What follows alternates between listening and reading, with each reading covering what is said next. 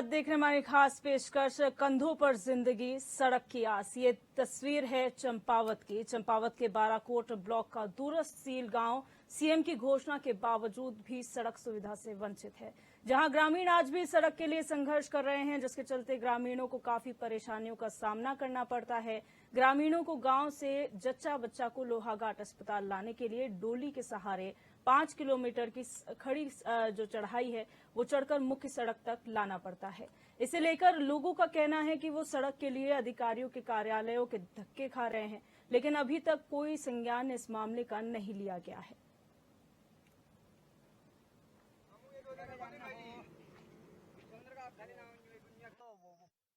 बाराकोट में सतुला से सील तक लंबाई निर्माण कार्य किया जाएगा, जिसकी लंबाई 10 किलोमीटर होगी।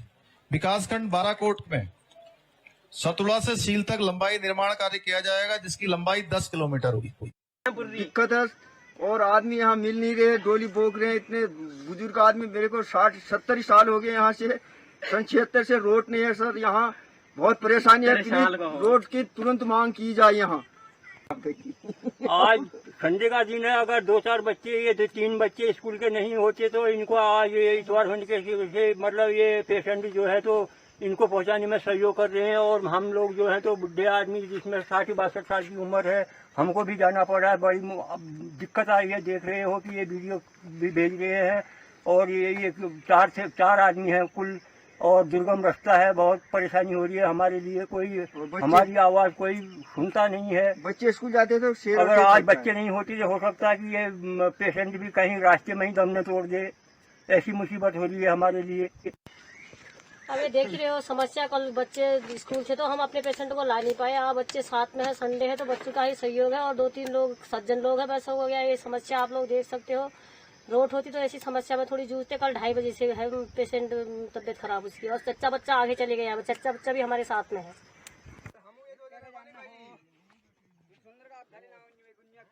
तस्वीर है चंपावत के एक गांव की, जहां के लिए सड़क की घोषणा खुद मुख्यमंत्री ने आज से 2 साल पहले की थी और 2 साल का वक्त गुजर चुका है। ग्रामीण लगातार अधिकारियों के कार्यालयों के चक्कर काट रहे हैं, लेकिन उन्हें आश्वासन के सिवाय और कुछ हाथ नहीं लगा है। यहां तक कि लोग वहां से पलायन कर चुके हैं। 30 परिवार ऐसे हैं जो वहां से पलायन कर चुके हैं, लेकिन अभी भी 40 से 50 परिवार ऐसे हैं जो वहां पर बसे हुए हैं। और वहां पर जो ज्यादा तादाद है वो यंगस्टर्स की है, जो छात्र हैं वही डोली में जो है लोगों को लाने ले जाने का काम करते हैं। या कि वहां की जो युवा पीढ़ी है, यानी कि 30-35 उम्र के कम लोग हैं, वहां पर बुजुर्ग ज्यादा हैं। तो ऐसे में आप समझ सकते हैं कि क्षेत्र की दशा क्या है। और ऐसे में अगर अधिकारी जो है अनदेखी करते हैं, वो भी मुख्यमंत्री के आदेशों के बाद, खुद घोषणा करने के बाद 10 किलोमीटर की ये सड़क है, जिसमें से 1 किलोमीटर तक का सर्वे भी नहीं हो पाया है। तो आप समझ सकते हैं कितनी संवेदनशील स्थिति है। ऐसी कई क्षेत्र हैं जहां पर इस तरीके की स्थितियां हैं, लेकिन सवाल फिर वही उठता है कि मुख्यमंत्री की बातों को अनदेखा अधिकारी अगर कर रहे हैं तो आखिर अधिकारी कर क्या रहे हैं, काम क्या हो रहा है क्षेत्र में।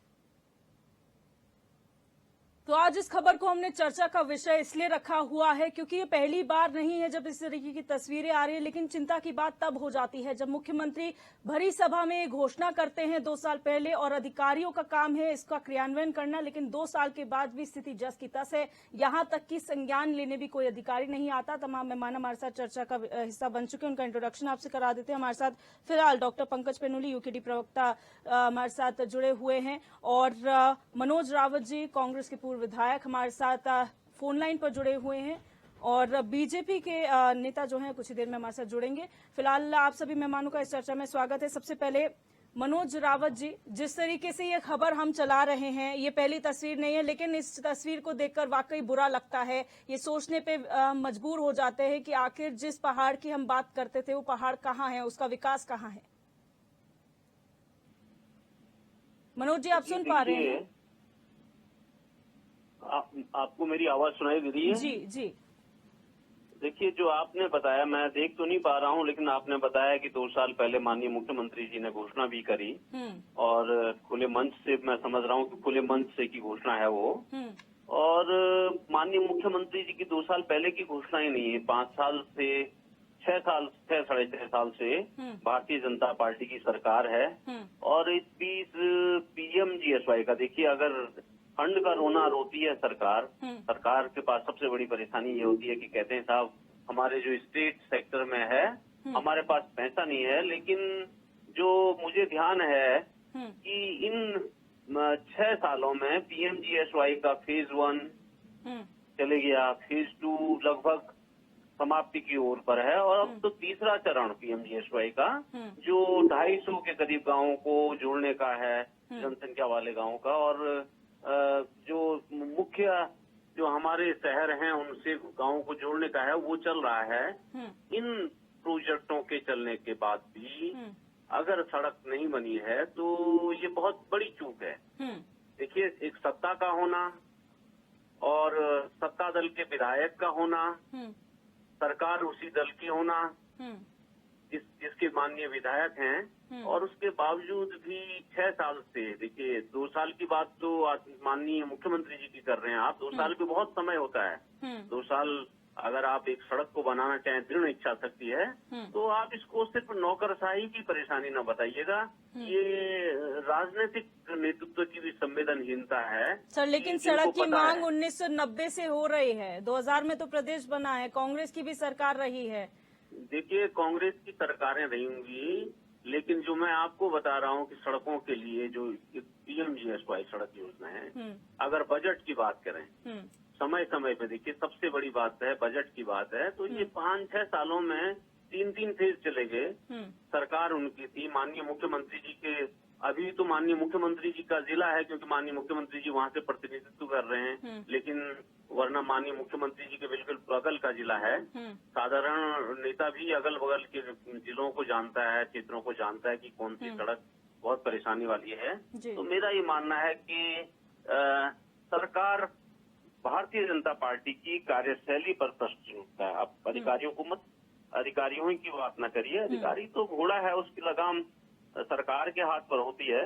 मुझे लगता है कि लगाम कुछ ढीली पड़ गई। हमारे भाई साहब, बड़े भाई हैं रावत साहब, माननीय विधायक जी, पूर्व विधायक जी, वो बताएंगे कि ये बड़े गुणी हैं भाई साहब काफी अनुभव है भाई साहब को, बताएंगे कि ये सरकार की लगाम अधिकारियों पे ढीली क्यों पड़ गई। अगर कुछ ऐसा अधिकारियों की लापरवाही भी है तो ये लगाम ढीली पड़ने का है, तो इसको क्यों कसा नहीं जा रहा है। ठीक है, हमारे साथ केदार सिंह रावत जी, पूर्व विधायक बीजेपी, जुड़ चुके हैं। सर, बहुत स्वागत है आपका इस चर्चा में। और ये जो मसला है चंपावत का विषय है, लेकिन इससे अलग भी क्षेत्र कई हैं। अभी फिलहाल चंपावत का जिक्र हम कर रहे हैं। 2 साल पहले मुख्यमंत्री एक घोषणा करते हैं भरी सभा में, आज तक पूरी नहीं हो पाती और उसका खामियाजा जनता भुगत रही है। वहां का क्या कहेंगे? देखिए, जहां तक घोषणाकार उसको क्रियान्वयन करने का सवाल है, घोषणा होती है, उसके बाद शासनादेश होता है। फिर वो कौन सा समय रहता है जब घोषणा हुई, शासनादेश हुआ, फिर जब बजट आवंटन होगा वित्तीय वर्ष का, तो अगर वो माना घोषणा हो गई सितंबर, अक्टूबर, नवंबर में, तो बजट आवंटन उसका होगा मार्च में, अप्रैल में, नए वित्तीय वर्ष में। फिर बजट आवंटन के पश्चात जो है कई बार मैंने भी ये देखा है व्यावहारिक रूप से कि कई सड़कों में जो है फॉरेस्ट क्लियरेंस का मामला आता है। तो पहले ये होता था मैडम कि जैसे घोषणा हो गई और फिर शासनादेश हो जाता था, बजट हुआ, टेंडर हो जाता था, और टेंडर के बाद जो है फिर फॉरेस्ट क्लियरेंस की कार्रवाई चलती थी। लेकिन अब जो है जब शासनादेश हो जाता है, शासनादेश के बाद जो है सबसे पहले फॉरेस्ट क्लियरेंस की कार्रवाई चलती है। फॉरेस्ट क्लियरेंस की कार्रवाई के लिए भी ऐसा नहीं है, सरकार ने काफी कुछ किया है उसको सरलीकृत करने के लिए। पहले तो ये था कि क्या नाम, सेंटर भी जाता था, भारत सरकार को भी जाता था, अगर वो कुछ हेक्टेयर की सीमा है उसमें कि इतने हेक्टेयर तक अगर है तो राज्य के ही नोडल से जो है उसका क्लियरेंस हो जाता है, और अगर उससे अधिक है तो सेंटर भारत सरकार को जाता है, वो वहाँ से जो है क्लियरेंस जब आ जाती है फॉरेस्ट की, उसके बाद टेंडर होता है, टेंडर के बाद जो है फिर क्रियान्वयन की कार्रवाई शुरू होती। तो अभी सरकार ने सरलीकृत ये किया है कि सेंट्रल के नोडल का भी एक यहाँ देहरादून में जो है लगभग अभी 2-3 वर्ष पहले स्थापित किया है कार्यालय। तो उसकी भी एक सीमा है कि अगर सेंटर को जाकर के यहाँ से कितना हेक्टेयर है वो यहीं से क्लियर हो जाता है। तो मैं समझता हूँ कि ये जो फॉरेस्ट क्लियरेंस की जो कार्रवाई है उसमें लैंड क्लियरेंस है, फिर पेड़ों का, अगर पेड़ आ रहे हैं तो पेड़ों का क्लियरेंस होना है। और लैंड क्लियरेंस के लिए कई बार ये होता है कि क्योंकि फॉरेस्ट को जो है हमें कंपनसेटरी लैंड को जो है कंपनसेशन के तौर पे फॉरेस्ट को देना पड़ता है, जो सिविल की लैंड है या राजस्व की लैंड है। तो कई बार ये होता है कि लैंड कहाँ पे अवेलेबल है क्या नहीं है, तो उसमें समय लग जाता है।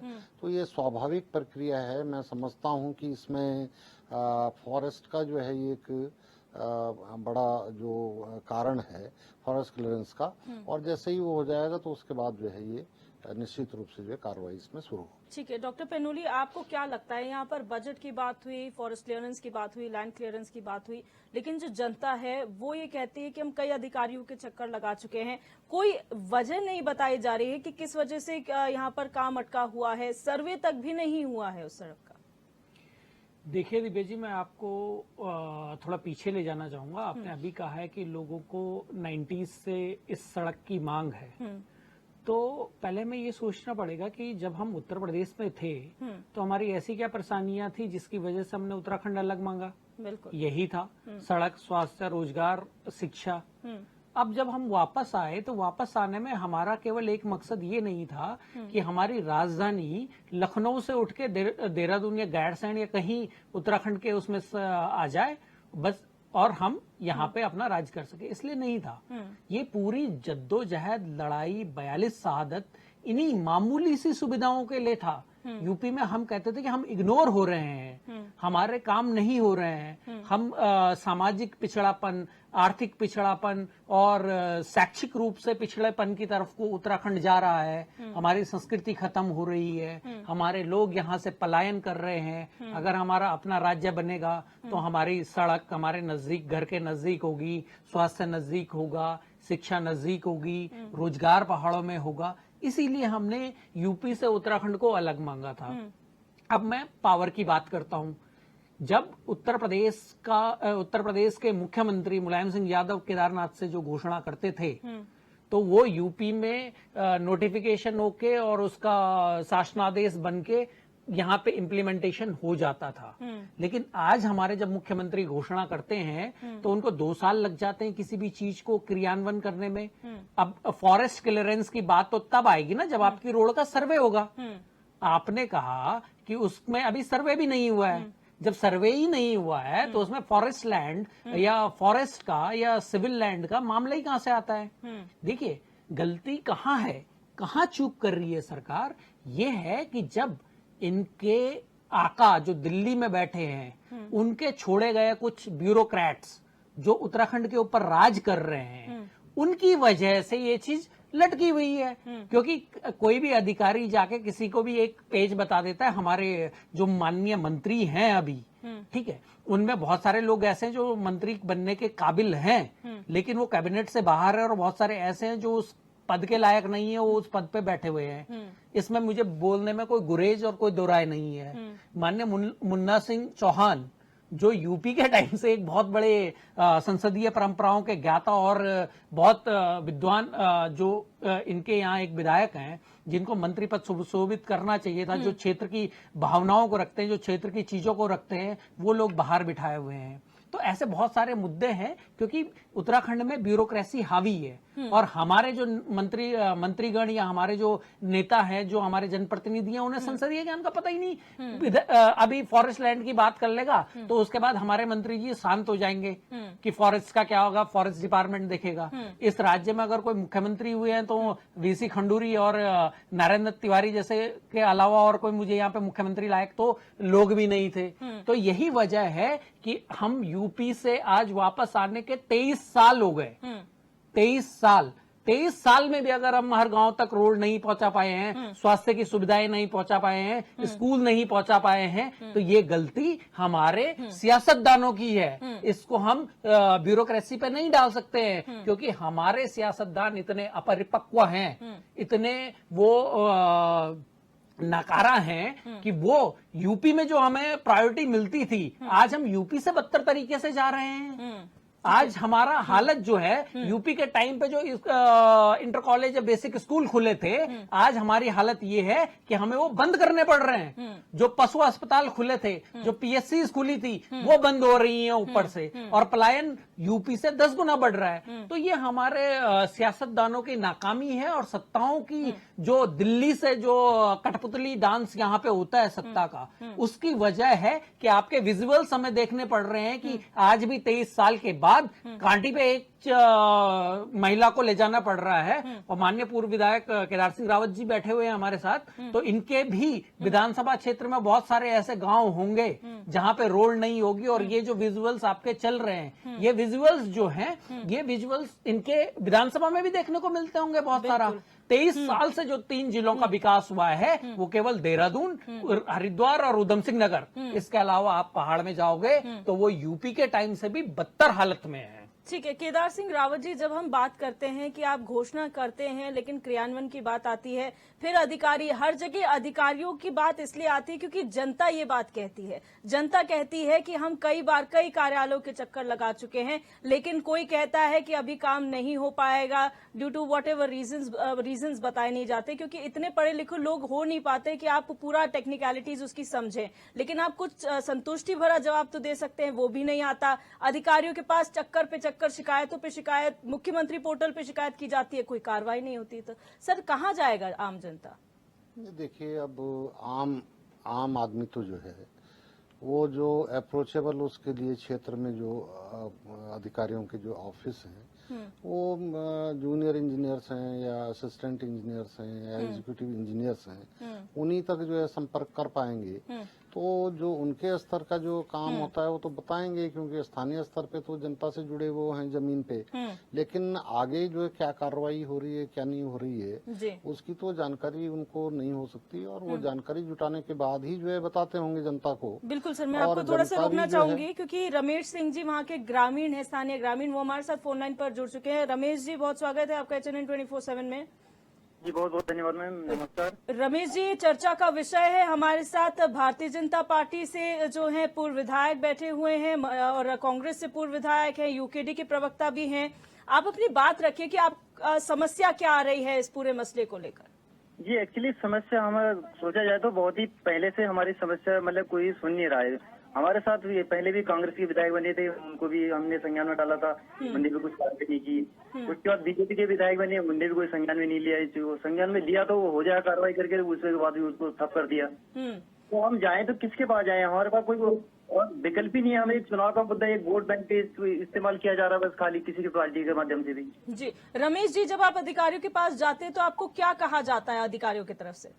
अधिकारी के पास जाते तो वो कहते हैं हो जाएगा, इसमें कुछ अड़चन आ रही है, कुछ जमीन विवाद चल रहा है। अगर सड़क मार्ग बनाना है तो मतलब कोई भी सड़क आसमान से बन के नहीं आई है मैम, इसलिए आप भी जानते हैं, सब समझदार लोग हैं। तो सड़क मार्ग जमीन से स्तर से कट के जाएंगे, किसी का जमीन कटेगा, किसी का खेत कटेंगे, किसी का कुछ नुकसान तो होता ही है अगर रोड कटिंग विकास होगा तो। तो अभी तक आपके अधिकारी कितनी बार आ चुके हैं आपके क्षेत्र में घोषणा होने के बाद? क्षेत्र में तो कोई नहीं आ रखा है, यहाँ कोई आता ही नहीं है। इस बच्चे स्कूल भी नहीं आ पाते, जो कि इतनी घटनाएं हो चुकी है हमारे साथ। अगर हम पूरे संज्ञान में लेंगे तो यहाँ 15-20 मीटर ऐसे हो गए कि कोई कहीं किसी से पहाड़ों से गिर गया, कोई मतलब स्कूल नहीं आ पाते बच्चे, कोई शेर भालू या फिर ऐसे जंगली जानवरों का भी भय रहता है, बच्चे लोग स्कूल नहीं आ पाते, टीचर लोग स्कूल नहीं आ पाते यहाँ। जी तो आप क्या उम्मीद करते हैं सरकार से? तो हम तो यही उम्मीद करते हैं कि हमारे इस संज्ञान लिया जाए, इसमें तुरंत सड़क का मार्ग निर्माण किया जाए। जी बहुत शुक्रिया रमेश जी हमारे साथ जुड़ने के लिए। केदार सिंह रावत जी, क्या कहेंगे सर? ये तो स्थानीय जनता है, ये हम नहीं कह रहे हैं, स्थानीय जनता खुद कह रही है। नहीं, निश्चित रूप से रमेश भाई ने जो बात अभी कही है वो व्यावहारिक रूप से धरातल पे होती है। मुझे खुद संज्ञान है इस बात का कि मैंने अपने इस पिछले कार्यकाल में अपने विधानसभा क्षेत्र की 47 नई सड़कें स्वीकृत कराई, जिसपे काम भी शुरू हो गया। और मैं आपको बताऊं कि ऐसी कोई सड़क नहीं थी जहां काम शुरू करवाना पड़ा फॉरेस्ट क्लियरेंस के बाद जहां पे विवाद न हो।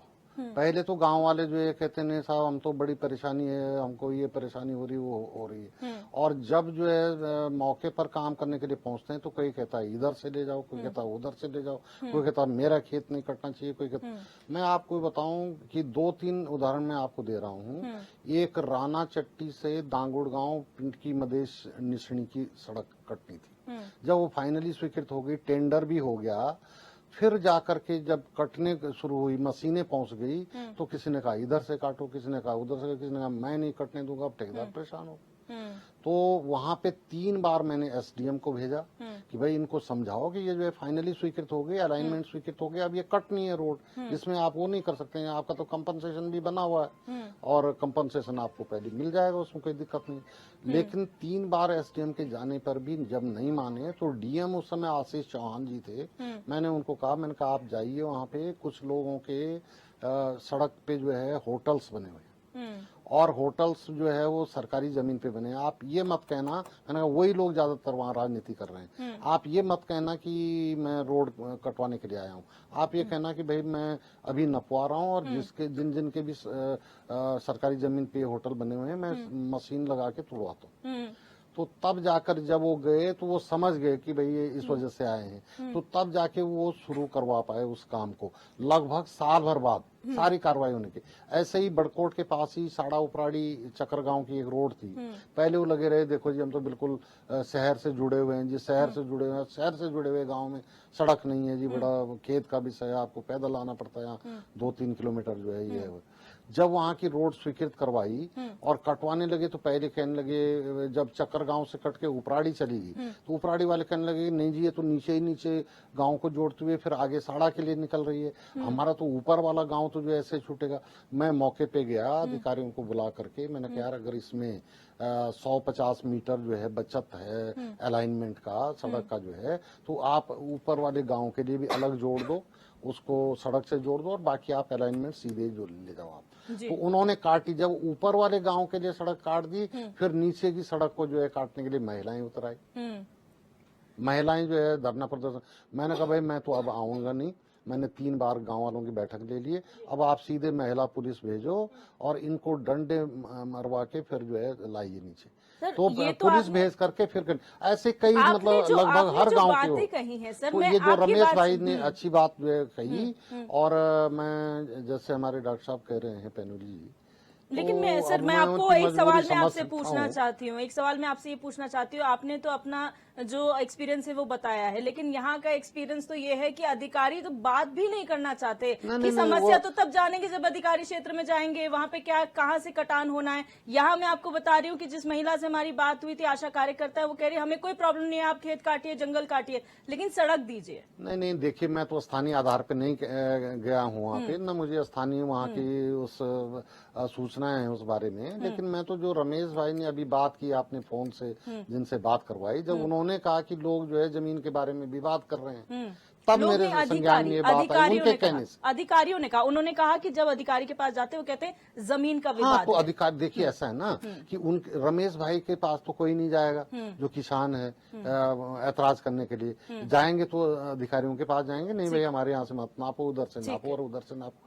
तो वो बात जो आई है मैं वो व्यवहारिक बात बता रहा हूँ। और जहाँ तक डॉक्टर पैनुली की बात है, हमारे मित्र बैठे हैं तो वो कह रहे थे कि नहीं कांग्रेस में नहीं हुआ, बीजेपी में नहीं हुआ। मैं कह रहा हूँ उत्तराखंड राज्य बनने के बाद काफी कुछ काम हुए हैं, चाहे वो कांग्रेस की सरकार रही हो और चाहे बीजेपी की सरकार रही हो। मैं खुद ही कह रहा हूँ कि 47 सड़कें मेरे पिछले 5 वर्ष के कार्यकाल में यमुनोत्री विधानसभा क्षेत्र में हुई, और अब 2-3 गांव जो लगभग 3 गांव जो है छूटे हुए हैं, एक ढालिया गांव है, खनेड़ा है और नकोड़ा कफोला, जो सड़क से छूटे हुए हैं।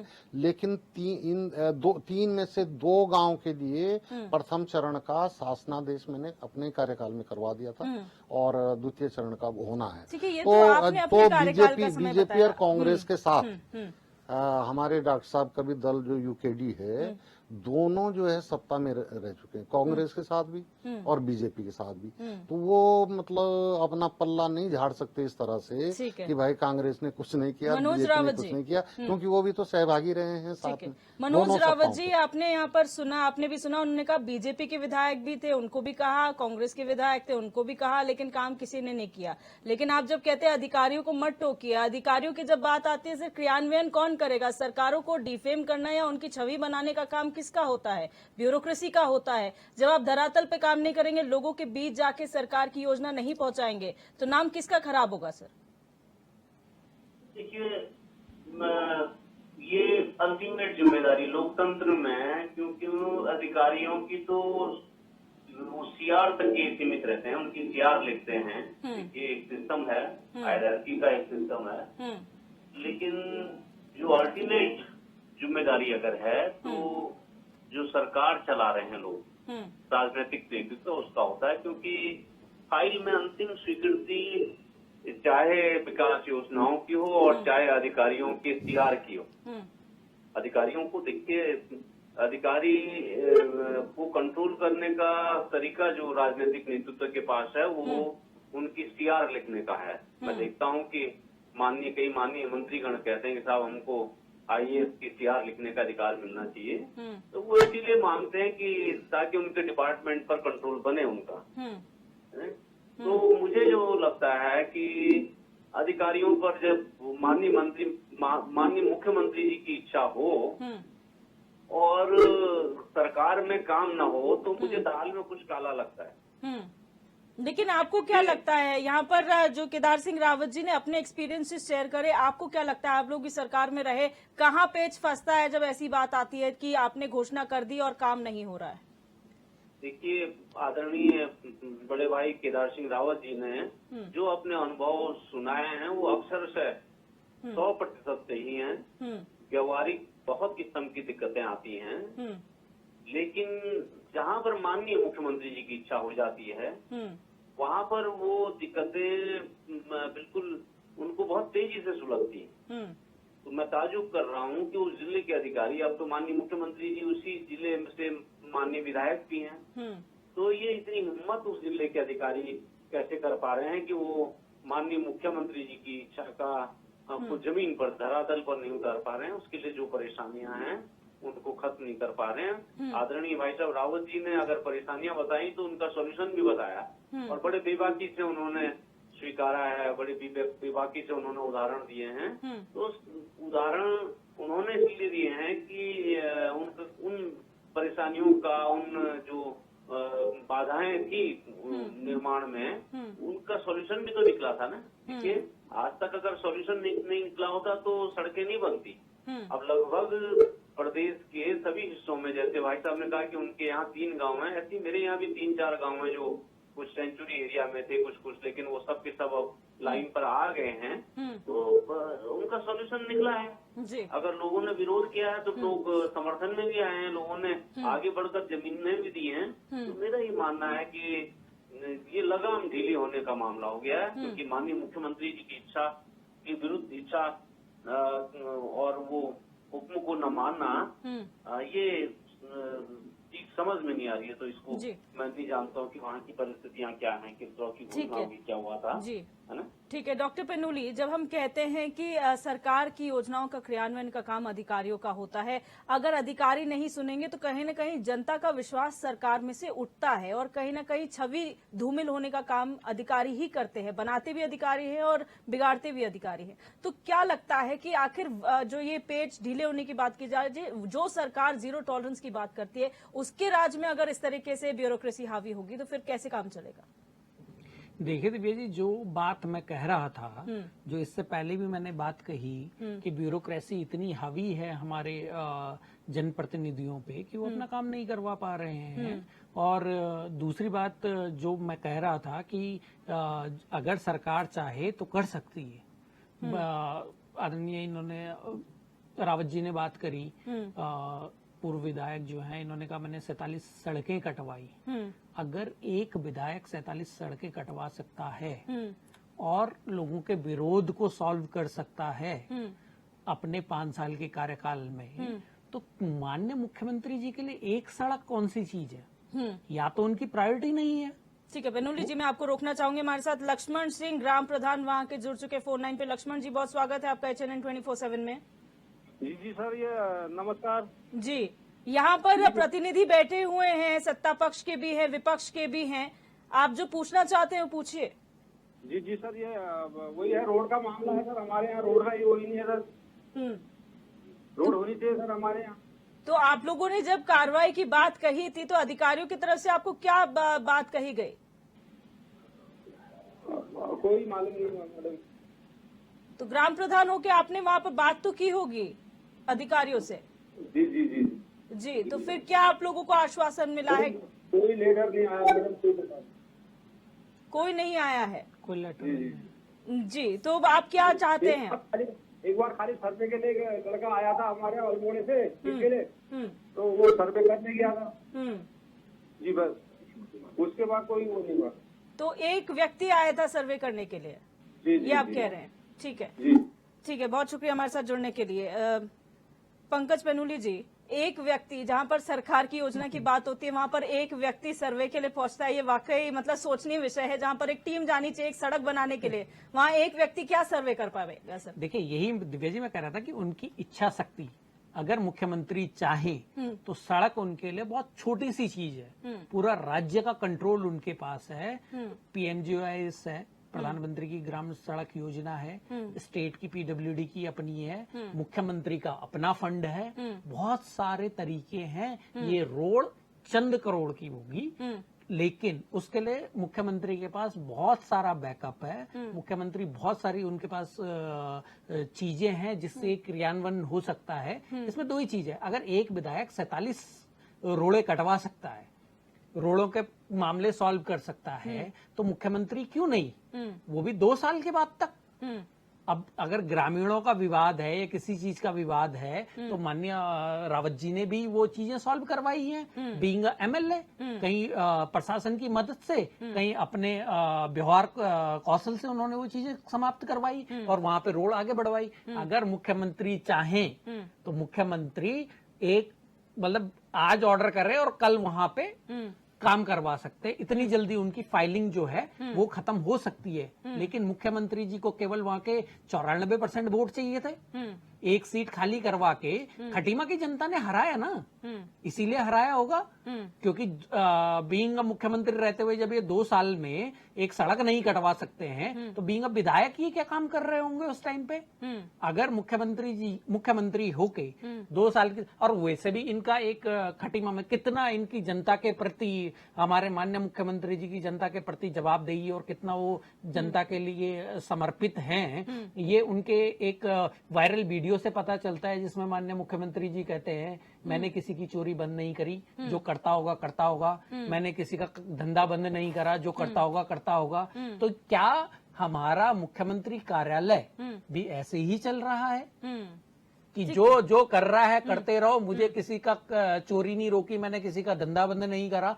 अगर इसी तरीके से चल रहा है तो भैया मुख्यमंत्री की साख, जो उत्तराखंड के मुख्यमंत्री की साख है, उस पर बट्टा लगाने का काम है। और अगर मुख्यमंत्री जी अपने कार्यालय से खनन के डंपर छुड़वाने के लिए ऑर्डर करवा सकते हैं तो इन ग्रामीणों के रोड के लिए क्यों नहीं करवा सकते हैं? इन ग्रामीणों की समस्या को समाप्त करने के लिए क्यों नहीं करवा सकते हैं? और ये बहुत दुखद विजुअल हैं जो आपके टीवी स्क्रीन पे चल रहे हैं। जी, केदार सिंह रावत, ये विजुअल्स एक 2 मिनट मुझे और दीजिए। ये विजुअल्स केवल रोड के ही नहीं, स्वास्थ्य के भी हैं। स्वास्थ्य का रेखाड़ी, जो पौड़ी का रेखाड़ी ब्लॉक है, वहां की आए दिन खबरें आती है। आज ये प्रसूता खत्म हो गई, कल वो खत्म हो गया, परसों वो खत्म हो गया।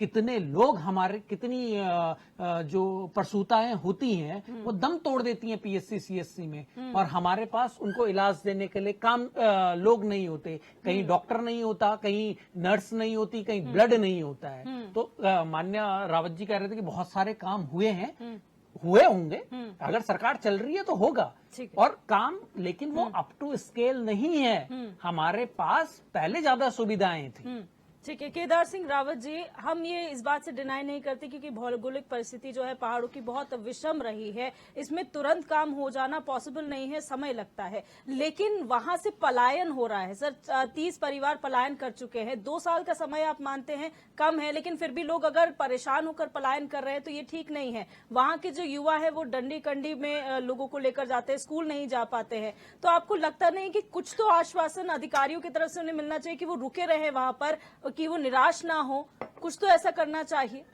देखिए, स्थानीय स्तर पे भी जो हमारे जनप्रतिनिधि हैं, चाहे ग्राम प्रधान है, क्षेत्र पंचायत के हैं, जिला पंचायत के हैं, उनको भी थोड़ा एक्टिव होने की आवश्यकता है। अभी मैं तो इसलिए कह रहा हूं कि अभी हमारी ग्राम प्रधान लक्ष्मण सिंह जी से बात हुई और वो खुद कह रहे हैं कि अधिकारियों से कोई बात ही नहीं हुई।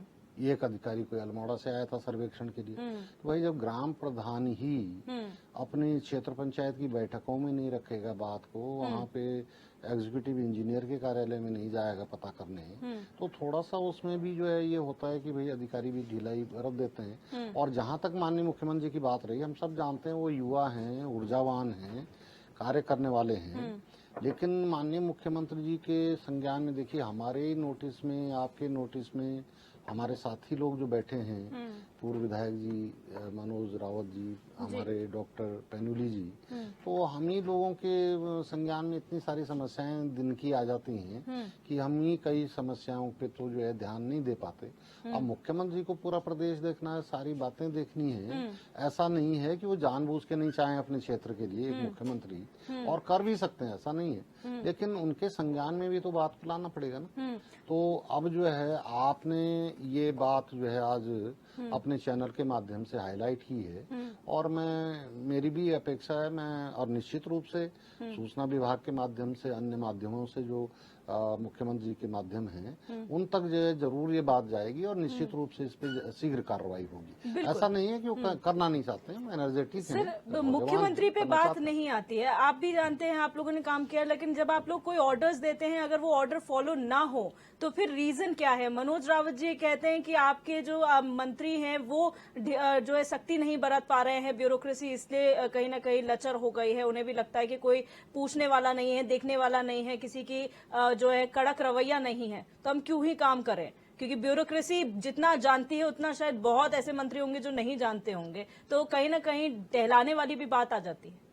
नहीं, निश्चित रूप से देखिए, जो कुर्सी पे बैठा है, जो सत्ता पे बैठा है, उसकी सर्वोच्च जिम्मेदारी है, उसकी जिम्मेदारी तो है ही। लेकिन मैं ये कह रहा हूँ कि अधिकारियों पे थोड़ा सा स्थानीय आधार पे जो हमारे जनप्रतिनिधि हैं, चाहे विपक्ष के लोग हैं, वो भी थोड़ा हो अल्लाह में चाहे तो अधिकारी भी जो है सतर्क हो जाते हैं। ये लोकतंत्र की एक स्वाभाविक प्रक्रिया है, और ऐसा नहीं है कि माननीय मुख्यमंत्री जो है इंटेंशनली नहीं चाह रहे हों।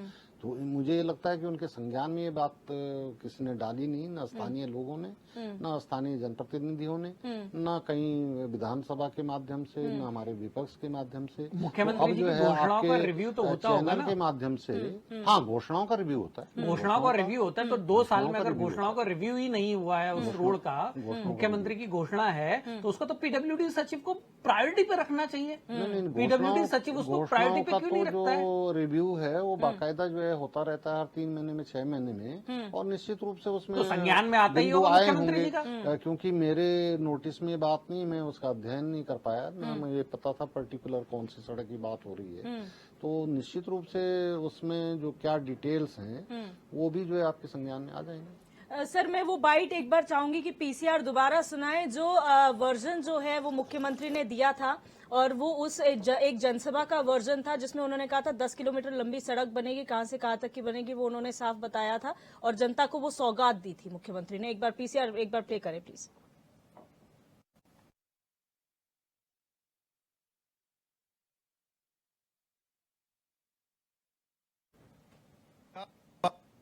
सतुला से सील तक लंबाई निर्माण कार्य किया जाएगा, जिसकी लंबाई 10 किलोमीटर होगी। विकासखंड 12 कोट में सतुला से सील तक लंबाई निर्माण कार्य किया जाएगा, जिसकी लंबाई 10 किलोमीटर होगी। विकासखंड 12 कोट में सतुला से सील तक लंबाई निर्माण कार्य किया जाएगा, जिसकी लंबाई 10 किलोमीटर होगी। विकासखंड 12 कोट में सतुला से सील तक लंबाई निर्माण कार्य किया जाएगा, जिसकी लंबाई 10 किलोमीटर होगी। बहुत दिक्कत है, और आदमी यहाँ मिल नहीं रहे, डोली बोक रहे हैं, इतने बुजुर्ग आदमी, मेरे को 60-70 साल हो गए यहाँ से। सन 76 से रोड नहीं है सर यहाँ। तो सर आपने सुना सतुला से सील का ये क्षेत्र है जहां पर 10 किलोमीटर सड़क प्रस्तावित थी और ये सौगात मुख्यमंत्री ने दी है। इसीलिए कहते हैं कि मुख्यमंत्री के नियत पे कोई सवाल नहीं है जब सौगात दे दी है, लेकिन क्रियान्वयन जिनको धरातल पे अब हर जगह मुख्यमंत्री तो नहीं पहुंचेंगे ना सर। आपका सर्वे भी अधिकारी करना है, जो कागजात है वो भी अधिकारियों को देखने हैं, जो जनता की बात सुननी है वो भी अधिकारियों को सुननी है। जो विषम परिस्थिति होती है उसमें मुख्यमंत्री के पास जाया जाता है। सर हर छोटी चीज को मुख्यमंत्री तो देखेंगे नहीं, फिर कैसे सॉल्व होगी प्रॉब्लम? सर आपके लिए था, आपके मैंने इसलिए जी बिल्कुल आपका कहना बिल्कुल सही है। वही मैं कह रहा था कि माननीय मुख्यमंत्री जी के पास इतने काम होते हैं, इतने काम हम जानते हैं, रात दिन जो है बिजी रहते हैं। और हमें ये भी पता है कि कितने फाइलों के जो है अगर स्वाभाविक रूप से कहीं दौरे न हो, कोई मिले न ये न मिले, तो स्वाभाविक रूप से रोज के ही जो है इतने फाइलों के साइन करने के लिए चट्टे लग जाते हैं, तो वो स्वाभाविक है। लेकिन उनके संज्ञान में बात लाने वाली बात है। जहां तक उनकी भावना का प्रश्न है तो उन्होंने घोषणा की, घोषणा का शासनादेश हुआ। और मुझे तो यही लग रहा है इसमें कि एक तो स्थानीय आधार पे भी हमारे जो प्रतिनिधि हैं वो वहाँ सोए हुए हैं। अगर वो थोड़ा अधिकारियों को तो करता तो अधिकारी भी डरता, यार मुख्यमंत्री की घोषणा है, इसमें साला ये प्रधान जी अगर वहाँ पहुंच गए तो मेरे नौकरी पे आ जाएगी बात। तो मुझे लगता है कि वो भी थोड़ा ढिलाई बरते हैं। दूसरा कारण मुझे ये लग रहा है, क्योंकि मैं अनुमान ही लगा रहा हूँ कि एक जैसे रमेश भाई जो आपने फोन से जिनकी बात हुई थी आपसे, तो उनका जो ये कहना कि साहब वो जमीनों का भी जो विवाद है, तो मुझे ये भी लग रहा है कि जो अधिकारी वहाँ पे अलाइनमेंट करने के लिए गया उसके सामने ही जो है लोगों ने विवाद कर दिया। या मतलब जो अधिकारी लोगों को जो पता है, क्योंकि स्थानीय उनके पास तो नहीं जाता है कोई, लेकिन अधिकारी जो है उनको पता है कि हम गए थे और इस तरह से विवाद हो रहा है। तो ये 2-3 कारण हो सकते हैं।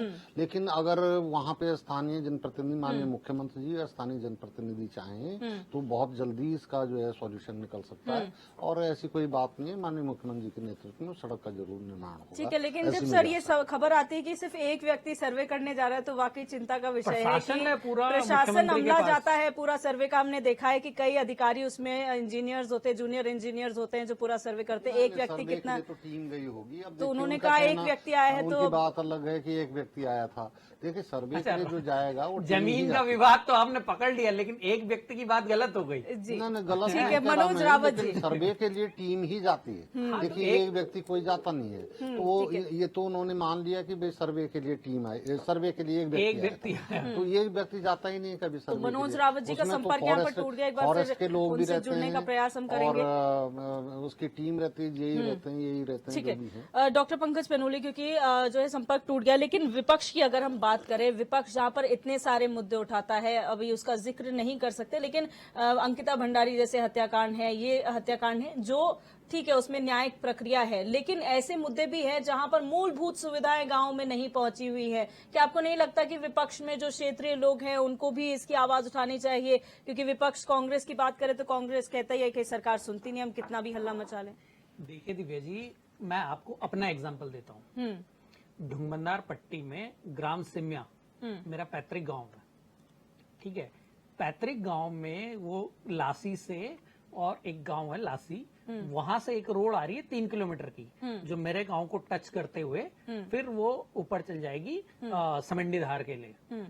तो वो केवल 3 किलोमीटर का स्ट्रेच है। 3 किलोमीटर का स्ट्रेच, आज 3 साल हो गए वहां पे कटिंग हुई। कटिंग के बाद वो वैसे ही छोड़ दिया गया, पत्थर है, मिट्टी है, बस उसकी ग्रोटिंग एक बार हुई है, उसके बाद उस पर कोई काम नहीं हुआ। मैंने जो खंड घनसाली है इनका, पीडब्ल्यूडी का अधिशासी अभियंता का खंड घनसाली, उसको 3 लेटर लिखे। ठीक है, यहाँ पे जब पूर्व में एजाज अहमद वो थे पीडब्ल्यूडी के एचओडी, उनको लिखा। उनके बाद एक दूसरे को मैंने लिखा था, फिर फाइनली मैंने मुख्यमंत्री जी को भी लिखा है। लेकिन उस पे लेटर वापस तो आ जाते हैं कि आपकी ये जानकारी मुझे मिली है, हम इस पे उचित कार्रवाई करेंगे। तो ये तो हमारे हाल ने जब मैंने अपने लेटर हेड पे लिख के चिट्ठियां दी हैं। नहीं सर, ये तो कहना पड़ेगा कि अधिकारियों की तरफ से ये कहा जाता है कि या तो मामला संज्ञान में नहीं है और आ गया है तो फिर उस पर कार्रवाई होगी, लेकिन वो कार्रवाई क्या होती है पता नहीं चल पाता। आगे उसका कुछ नहीं आता है। ये तो मैं अपनी बात कर रहा हूँ, अपने गांव के लिए। फाइनली जब अब वो जाके चीज, जब मैंने पीडब्ल्यूडी घनसाली में जाके उन्हें थोड़ा रोज दिखा के बात करी, फिर उन्होंने कहा कि फलाने फलाने मद के अंदर हम इसको आपका 6 से 8 महीने के अंदर कर देंगे। तो ये तो हमारी है जो हम पूरे प्रदेश का ठेका लेके बैठे हैं नेता बन के।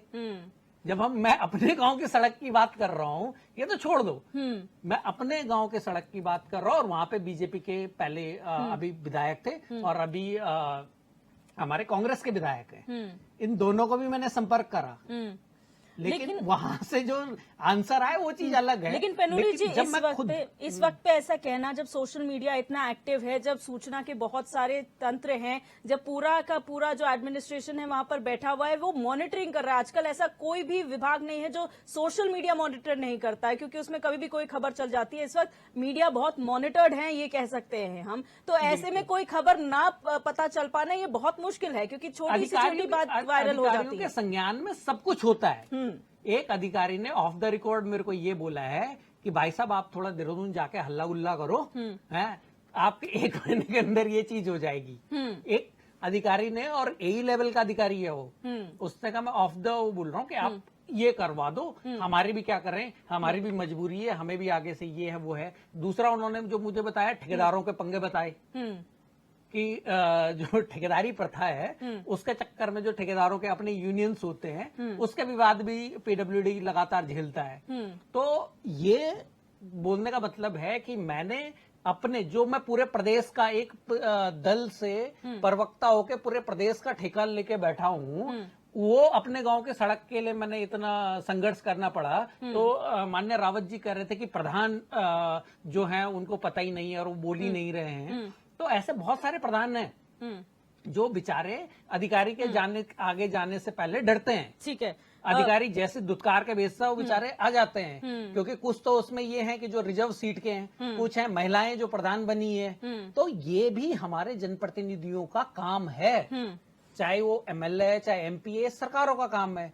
अब मैं अपने गांव के सड़क की बात कर रहा हूँ, मुझे 3 महीने हो गए इसके पीछे लगे हुए, तो उस प्रधान का और उसका क्या ही वो होगा। ठीक है, मनोज रावत जी एक बार फिर हमारे साथ जुड़ चुके हैं। मनोज रावत जी, अगर आज मुझे सुन पा रहे हैं आप, तो जिस तरीके से ये पूरा मामला निकलकर सामने आया, ये तो हम एक क्षेत्र की और एक परेशानी बता रहे हैं, लेकिन जब हम जनता खुद ये बात कह रही है कि जब वोट मांगने का समय होता है तो जनप्रतिनिधि खुले हाथों से वोट मांगने आ जाते हैं, लेकिन जब काम होता है, जब बारी आती काम करने की, तो हमारी कोई सुनवाई तक नहीं करता है। तो जब हम इतना बड़ा त्योहार मनाते हैं, इलेक्शन को एक पर्व के रूप में मनाते हैं, लेकिन जब उसका रिजल्ट देखने की बारी आती है तो कुछ होता नहीं है। ये आप लोगों के साथ भी हुआ है, बीजेपी के साथ भी हो रहा है।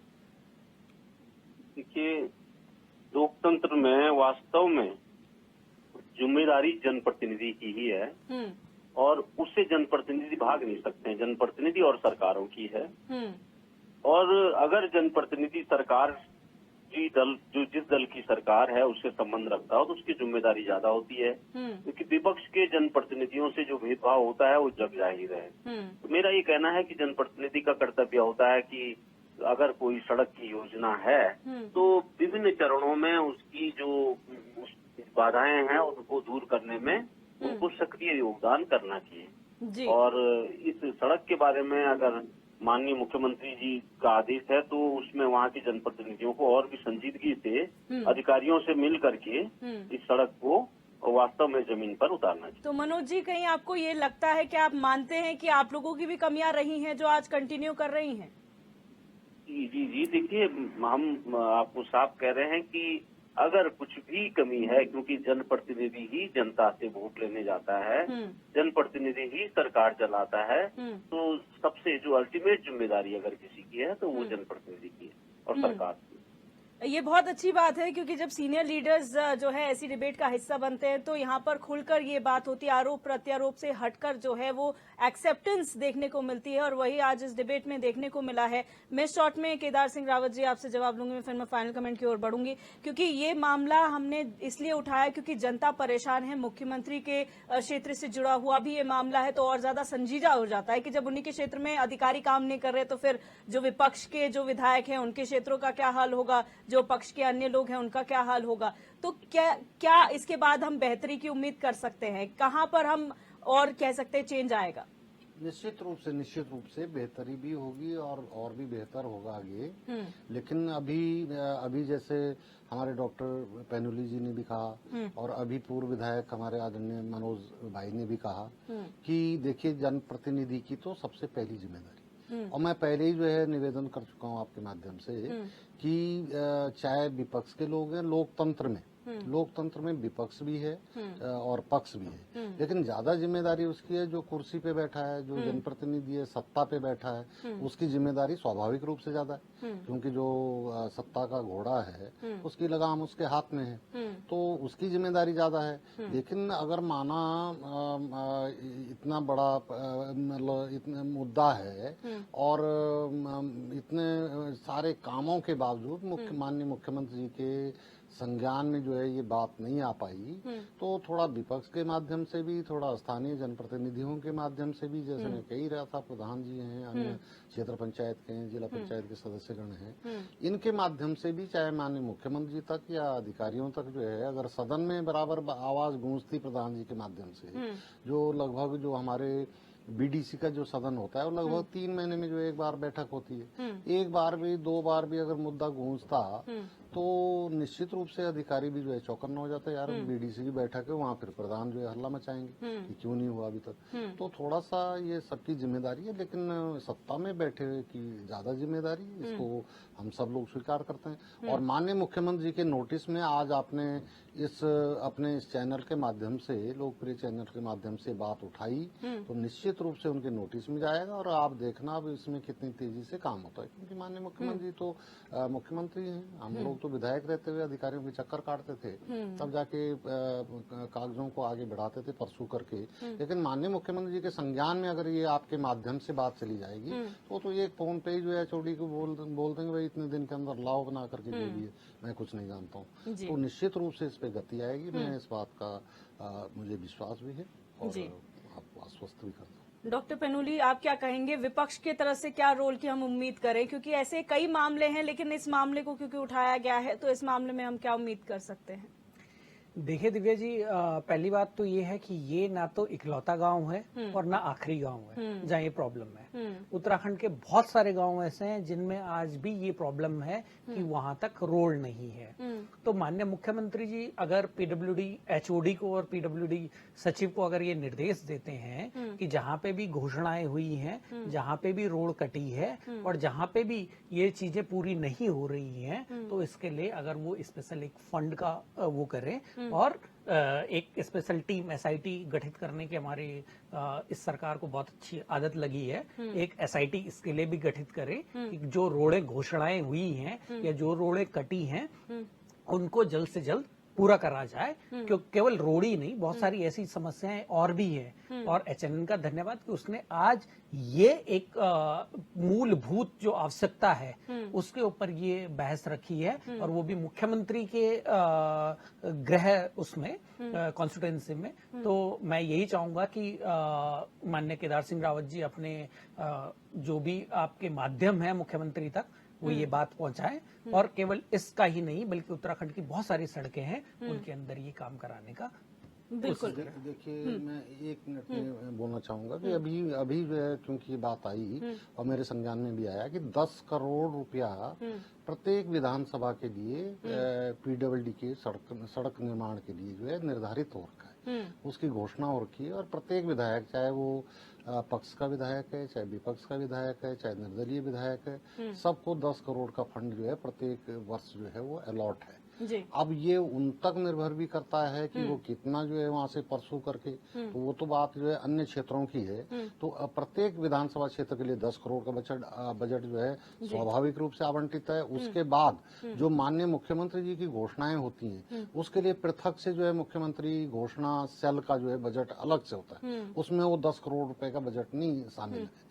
तो बजट की जो है पहले ही व्यवस्था की गई है, लेकिन परसुएंस की बात है कि भाई कौन परसुएंस। अब क्योंकि इस क्षेत्र से स्वयं माननीय मुख्यमंत्री प्रतिनिधि हैं, तो उनके संज्ञान में मैं इसलिए कह रहा हूं कि बात नहीं आ पाई होगी, और स्थानीय जो जनप्रतिनिधि हैं हमारे, उन लोगों ने भी जो है उस जागरूकता से नहीं उठाई, तो इसलिए थोड़ा सा विलम्ब हो गया है। अब जो है निश्चित रूप से इस पे जी। मनोज रावत जी, आप क्या कहेंगे सर फाइनल में? कह ही चुके हैं आदरणीय रावत जी और पैनुली साहब। कम से कम अगर आपके चैनल पर ये चर्चा चली है तो ये चर्चा सरकार के कानों पर भी पहुंच जाए, और उन गांवों के लिए जो 10 किलोमीटर की आप बात कर रहे हैं, उन गांव, उसमें कई गांव अगर पड़ते हों बीच में, उन गांवों को भी सुकून मिले। क्योंकि आप मुख्य विपक्षी दल में हैं सर, तो हम आप लोगों से क्या उम्मीद कर सकते हैं? कांग्रेस का क्या रोल होगा सर इसमें?